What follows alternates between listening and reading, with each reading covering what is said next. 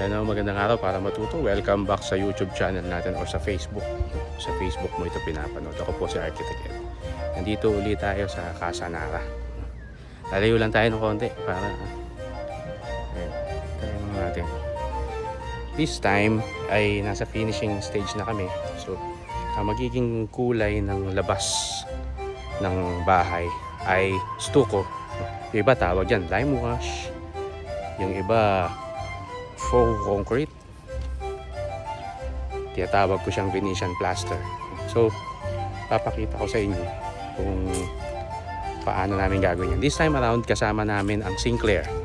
Gagamitin namin yung Macau. At pagkatapos ay poprotektahan namin siya ng Nano Shield. So, kung paano gamitin yung Macau para ma-achieve yung stucco finish, ipapakita namin sa inyo.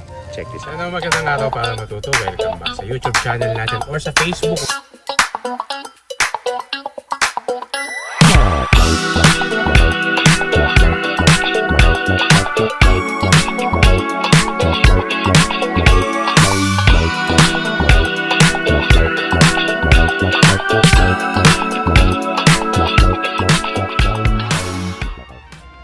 So ito yung aming project Casa Nara.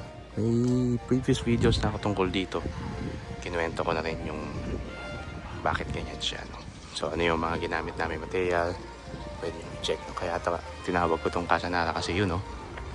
Nara ang ceiling. Hindi ito PVC, hindi siya fluted panels. Nara talaga yan. Kaya tinawag ko itong Casa Nara. And bida-bida rin dito yung ano, no, ventilation blocks na square. So this time ang i-feature naman natin yung gagamitin namin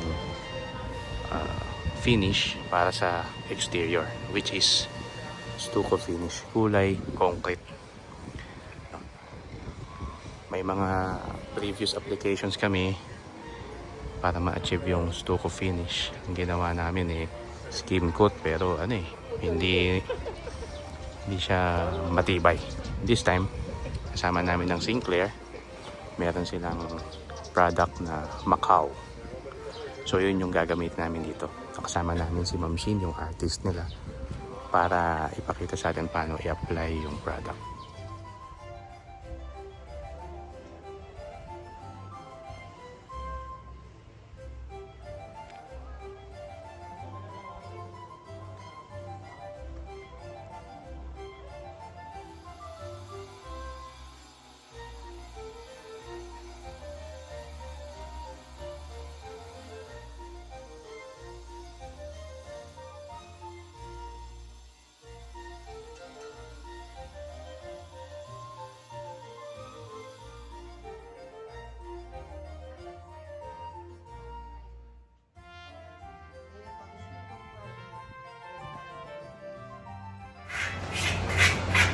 Kung mapapansin niyo po, application na ginagawa ko, pag gano'n, tapos pag gano'n. Lagi po dapat may pattern. Kasi kung hindi po siya gagawin, hindi mo po mapapalabas yung dark light. Yung parang aspe. Yes po.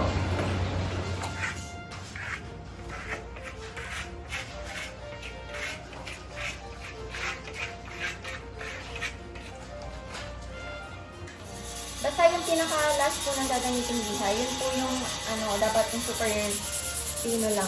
Okay. Sa huli, liliyain pa rin siya. Opo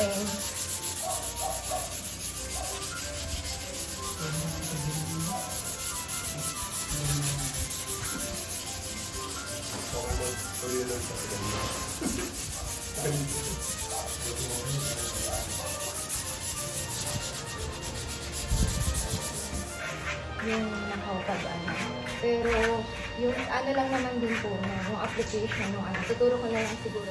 Oo, yung gas-gas na liha na yan, pag tinapon natin, hindi naman siya natin. Oo,